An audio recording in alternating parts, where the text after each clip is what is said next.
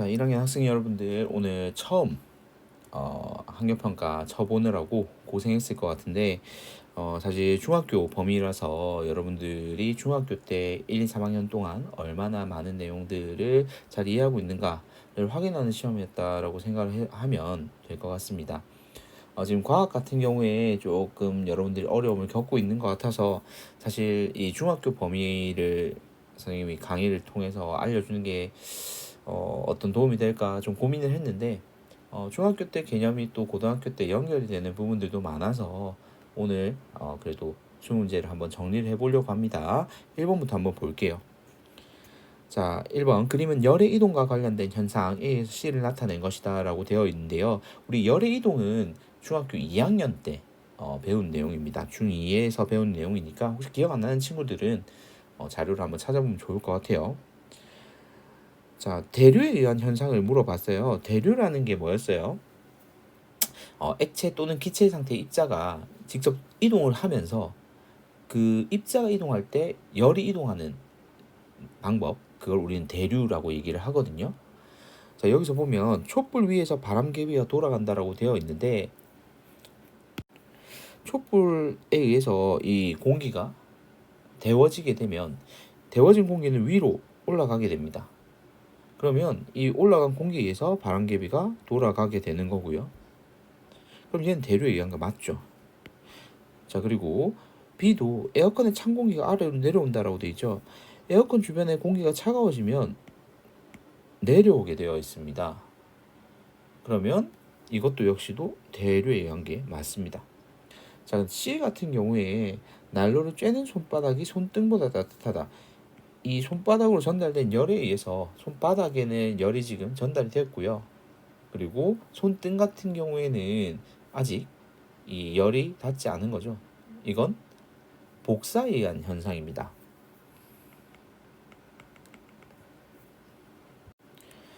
이때 대류와 복사의 차이점은 대류 같은 경우는 아까 얘기했다시피 이 액체나 기체와 같은 입자들이 이동을 하면서 이 입자들이 열을 가지고 이동을 한다면 복사 같은 경우에는 다른 입자나 이런 물질의 도움이 필요가 없어요. 그냥 열 자체가 직접 이동하는 방법입니다.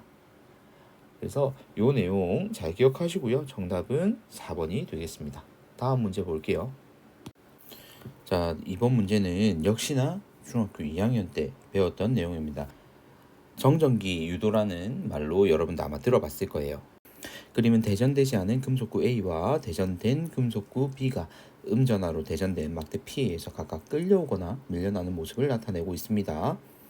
자, 한번 풀어볼게요. 자, 막대 P에 의해서 지금 B는 원래 대전이 돼 있었어요. 그러니까 플러스 아니면 마이너스 이렇게 띄고 있었을 건데 밀려나고 있으니까 얘는 마이너스로 대전이 되었겠구나라고 알 수가 있는 거죠.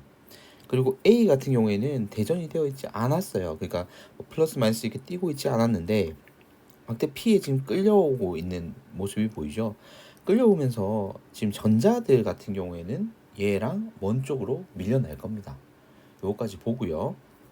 자, 보기 보면서 한번 풀어볼게요.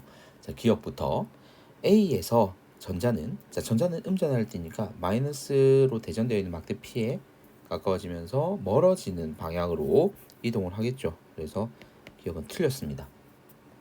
자, 그 다음 니은이요. B는 음전하로 대전되어 있다. 맞습니다. 그러니까 청력에 의해서 밀려나겠죠. 자, 이 상태에서 P를 제거를 했대요. 얘는 이제 없어졌고요. A와 B에는 서로 당기는 전기력이 작용한다.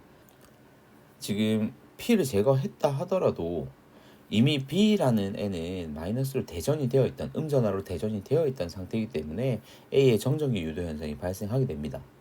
그러면 A와 B 사이에, 그러니까 지금 B에 가까운 쪽에 존재하는 이 전자들 같은 경우에는 반대쪽으로 이제 밀려나게 되는 거죠. 그래서 양전하가 유도가 됩니다. 그러면 플러스하고 마이너스니까 서로 잡아당기는 전기력이 작용하는 거죠. 그래서 디귿도 맞습니다. 자, 그러면 정답은 4번이 되겠죠. 다음 문제 넘어가 볼게요. 자, 3번 문제는요, 여러분 비교적 최근입니다. 3학년 때 배웠던 역학적 에너지 보존 법칙에 관련된 문제입니다. 자, 그림은 두공 A와 B를 각각 지면으로부터 높이가 2h와 h인 지점에서 가만히 놓았을 때 A와 B가 자유낙하하는 모습을 나타내고 있습니다. 이때 A와 B의 질량은 각각 m과 2m이라고 나와 있고요. 지면에 도달하는 순간 A가 B보다 큰 물리량을 이제 보기에서 골라라라고 한 문제인데요. 자, 일단 여기에서 지면에 도착할 때 걸리는 시간을 우리가 한번 따져볼까요? 시간을 따지면 당연히 A가 더 시간이 오래 걸렸겠죠. 떨어지는 동안 지면에 도달할 때까지. 그러면 지면에 도달하는 순간에 그때 속력도 당연히 A가 더 크게 나옵니다. 그러면 속력은 당연히 A가 클 거고요. 자, 운동 에너지 한번 볼까요? 자, 운동 에너지는 위치 에너지가 운동 에너지로 전환이 될 거잖아요. 그러면 이 자유낙하가 시작되는 첫 지점, 정지에 있던 그 지점에서의 위치 에너지는 곧 지면에 도달했을 때 운동 에너지로 모두 전환이 될 겁니다. 그러면 A의 경우에는 자, 우리 mgh라는 공식은 배웠을 거예요. 그죠? 그럼 질량이 m이고요. 그리고 중력과 속도 g, 그리고 높이는 여기에서는 EH죠. 그죠? 그러면 이걸 정리를 하면 이 mgh라는 값으로 정리가 되겠습니다. 자, 그 다음 B의 경우에는 자, 이번엔 질량이 2m이에요. 그죠? 그리고 중력과 속도, 높이. 그러면 EMGH 동일하죠. 그러면 어느 한쪽이 크지가 않으니까 얘는 틀렸습니다. 자, 그러면 디귿 역학적 에너지 역시 마찬가지겠죠. 자, 이때 운동 에너지가 0이니까 이게 곧 역학적 에너지가 되는 거예요. 운동 에너지 더하기 위치 에너지니까요. 그러면 니은과 동일한 이유로 디귿도 틀렸습니다. 그럼 정답은 1번입니다. 다음 문제 넘어가 볼게요. 자, 4번 문제는 여러분들 중학교 1학년 때 배웠던 내용입니다. 소리의 특징에 대한 문제고요. 실험 과정에서는 서로 다른 두 소리 굽새에서 발생한 소리를 각각 녹음한 후 분석 프로그램을 이용해서 녹음된 소리를 분석한 파형을 실험 결과로 보여주고 있습니다. 자, 이에 대한 옳은 설명만 보기에서 골라보라고 했는데요. 자, 먼저 지금 이 파형 그래프를 보고 우리가 분석을 하면 되는 겁니다. 소리의 주기부터 한번 살펴볼까요? 소리의 주기 같은 경우에는 파동이 지금 2번 반복되는 동안 얘는 같은 시간에 한 번이잖아요. 그러면 소리의 주기로 따지면 B가 A보다 2배가 되는 거겠죠. 그러면 A가 B보다 짧다는 맞는 문장이 되겠습니다. 자, 그 다음 소리의 높이. 자, 소리의 높이는 진동수와 연결이 되거든요. 그러면 같은 시간 동안에 더 많은 파동이 일어나게 되면 진동수가 높으니까 A가 더 높은 소리가 나는 거죠. 그래서 니은도 맞습니다. 자, 그 다음 디귿.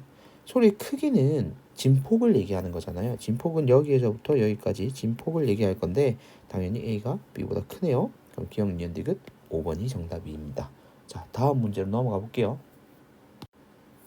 자, 5번 역시도 중학교 1학년 때 여러 가지 힘이라는 단원에서 여러분들이 배웠던 개념이에요. 탄성력에 대한 내용이거든요. 그림과 같이 동일한 용수철 A와 B가 연직 아래로 같은 길이만큼 늘어난 채 정지해 있습니다. A와 B의 탄성력 크기는 각각 FA 그리고 FB이고 그 다음에 왼손이 A를 직접 당기는 힘과 오른손이 B에 매달린 추를 당기는 힘의 크기는 각각 스몰 FA와 스몰 FB가 되겠습니다. 자, 힘의 크기를 옳게 비교한 것은 이라고 되어 있는데요.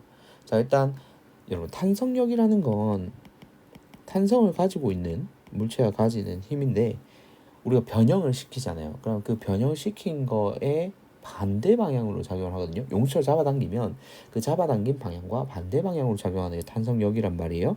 그러면 잡아당긴 길이가 길어지면 길어질수록 탄성력 역시도 커지게 될 겁니다. 자, 그러면 이제 이 내용을 바탕으로 밑에 탄성력의 크기를 이제 비교해 볼 건데, 자, A하고 B를 비교했을 때 늘어난 길이가 어때요? 늘어난 길이가 지금 동일해요. 여기서부터 여기까지. 그러면 늘어난 길이가 같다는 얘기는 변형된 길이가 같다. 그러면 이 변형된 걸 다시 원래대로 돌리려는 힘도 같다는 얘기입니다. 그러면 정답이 될 수 있는 건 3번 아니면 4번밖에 안 되는 거예요. 그죠? 자, 그리고 스몰 FA 즉 손으로 직접 당기는 힘, 그리고 스몰 FB 지금 이 추에 지금 손이 가 있죠. 그래서 이 B에 매달린 추를 당기는 힘입니다. 자, 그러면 A가 직접 당기는 힘이 이 용수철이 늘어난 길이만큼 힘으로 잡아당겼죠. 그런데 B 같은 경우에는 이 추의 무게가 또 더해져 있단 말이에요. 그러면 추의 무게가 기본적으로 용처럼 늘려놓은 상태에서 A랑 같은 크기만큼의 길이를 늘려야 되니까 당연히 스몰 fa가 더 큰 값이 되겠죠. 그래서 정답은 3번이 되겠습니다. 어렵지 않게 풀 수 있을 거라고 생각합니다. 다음 문제 볼게요. 자, 기체의 성질에 대해서 물어보는 6번 문제고요. 여러분들 중학교 1학년 때 배웠던 내용입니다. 그림 가는 T1 도시에서 실린더에 헬륨 기체가 들어있는 모습을, 나는 피스톤 위에 추를 올려놓았을 때의 모습, 그리고 다는 온도를 T2 도시로 변화시켰을 때의 모습을 나타낸 것입니다. 이에 대한 옳은 설명만 골라보라고 하는데요. 기억부터 한번 볼게요. 자, 실린더 속 기체의 압력은 나와 가를 지금 비교를 해놨죠. 자, 일단 추를 이용해서 이 추를 올려놓음으로써 피스톤이 더 밑으로 내려갔죠. 자, 그러면 기체의 압력은 당연히 나가 더 크게 나타나게 됩니다. 그래서 기억은 맞고요. 자, 그 다음 니은 T2와 T1의 온도를 비교하라는 얘기예요. 그죠? 자, 추를 올려놓은 상태로 지금 나와 다를 비교해보면 T1과 T2의 온도를 비교를 할 수 있습니다. 자, T1과 T2의 온도가 똑같은 다른 조건에서는 다른 건 다 똑같고요. 자, 이때 부피가 지금 증가한 게 보이죠? 부피가 증가한 걸 볼 수 있으니까 당연히 T2의 온도가 더 높은 걸 알 수 있겠죠. 자, 그다음 디귿 실린더 속 기체 분자의 운동은 다에서가 나에서보다 활발하다. 자, 이때는 온도가 올라갔잖아요. 그죠? 그러면 분자의 운동도 더 빨라지게 됩니다. 그러면 디귿도 맞습니다. 정답은 5번이 되겠습니다. 자, 7번 문제 역시도 여러분들 중학교 1학년 때 배운 물질의 상태 변화 내용을 기억하고 있다면 쉽게 풀 수 있었을 것 같은데요. 그림은 고체 물질 X를 일정한 열원으로 가열할 때 시간에 따른 온도를 나타낸 그래프를 보여주고 있습니다. 옳은 설명만 골라볼게요. 먼저 기억부터요. T1부터 T2까지 X는 액화된다라고 되어 있습니다. 자, 지금 물질을 이제 쭉 가열해서 온도를 올리고 있는 중이에요. 그죠? 자, 그러면 녹는 점과 끓는 점에서 온도 일정한 구간이 발생하면 이때는 상태 변화를 하는데 추가적인 에너지를 다 사용하기 때문에 온도가 변하지 않고 일정하거든요. 자, 그러면 여기 기억에서 T1부터 T2까지 온도 일정한 구간을 얘기를 하고 있잖아요. 자, 이때는 고체가 액체로 될 거예요. 고체가 액체로 되는 건 우리가 융해라고 얘기를 했죠. 자, 그리고 니은 볼게요. T2부터 T3까지 X가 흡수한 열은 상태 변화에만 이용된다. 지금 흡수한 열이 전부 다 온도가 올라가고 있잖아요. 그래서 니은도 틀렸습니다. 자, 그럼 답은 일단 디귿일 텐데요. 동그라미 기억에서 X는 두 가지 상태로 존재한다. 자, 이때는 액체가 기체로 변화하고 있잖아요. 그죠? 그래서 액체와 기체 두 가지 상태 존재하는 거 맞습니다. 정답은 3번이 되겠습니다. 다음 문제 넘어가 볼게요. 자, 8번 문제는요. 여러분 중학교 2학년 때 배운 물질의 구성 단원 내용을 떠올리면 되겠습니다. 자, 보기 보면서 바로 한번 풀이해 볼게요. 자, 기억 원자 X가 전자 두 개를 잃어서 X 이까 양이온이 된다. 자, 이거 맞죠? 자, 전자 두 개를 잃었으니까 얘가 플러스 이렇게 2로 나타나는 겁니다. 자, 그리고 니은 원자의 전자수는 Y하고 X를 지금 비교를 해놨네요. 자, 얘는 두 개를 잃고 10개니까 원래는 X일 때는 12개가 되겠죠. Y는 지금 하나를 얻어서 10개니까 원래 Y는 9개란 얘기입니다. 그러면 X가 더 많죠? 얘는 틀렸고요. 자, 똑같은 방식으로 여기 같은 경우에도 지금 두 개를 얻어서 10개니까 G는 8개였겠죠. 자, 그러면 전자의 개수만큼 원자 핵의 전하량도 결정이 되겠죠. 그러면 여기서도 마찬가지 X가 가장 많고요. 그리고 Y, G 이런 식으로 결정이 될 거니까 디귿도 틀렸습니다. 정답은 1번이겠죠. 다음 문제 넘어가 볼게요. 자, 9번 문제 역시도 여러분들 중학교 2학년 때 물질의 특성을 배운 뒤에 고난물의 분리에 대해서 배웠습니다. 그 부분이고요. 그림은 스타이로폼 공과 쇠공이 함께 들어있는 비커에 물을 넣었을 때 공이 분리되는 것을 나타내고 있습니다. 자, 이건 물보다 밀도가 크냐 작냐에 의해서 결정되는 거죠. 그래서 정답은 밀도가 되겠습니다. 다음 문제 넘어가 볼까요? 자, 10번 문제는 여러분들 중학교 3학년 때 배운 내용입니다. 표는 용기에 X와 Y를 넣고 한 가지 물질이 모두 소모될 때까지 반응시킨 실험 1과 2에 대한 자료입니다.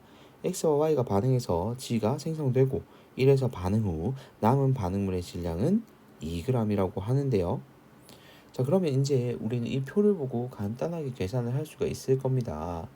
자, 일단 남은 반응물이 2g이라 그랬어요. 2g이 남았어요. 자, 근데 애초에 X는 1g밖에 없었어요. 그러면 남아있는 반응물이라는 건 Y가 남아있었을 겁니다. 그죠? 그러면 Y가 2g 남아있으니까 사용한 건 4g만 사용했죠. 그러면 1g 더하기 4g 해서 5g이 나왔던 거죠. 자, 이게 질량 보존 법칙이었어요. 이것까지는 기억이 나겠죠? 자, 그 다음 2를 보니까 지금 총 10g이 생성이 되었거든요. 자, 아까 1g의 X와 4g의 Y가 결합해서 5g이 됐었거든요. 그러면 얘 같은 경우에는 2g의 X와 8g의 Y가 결합해야 10g이 되겠죠. 그러면 X가 남겠네요. 여기는 X가 1g이 남는 양이 되겠습니다. 자, 그러면 X 값이 나왔네요. 8g. 그러면 답은 2번이 되겠습니다. 자, 여기서 끊고 11번부터는 다음 강의에서 또 설명하도록 하겠습니다.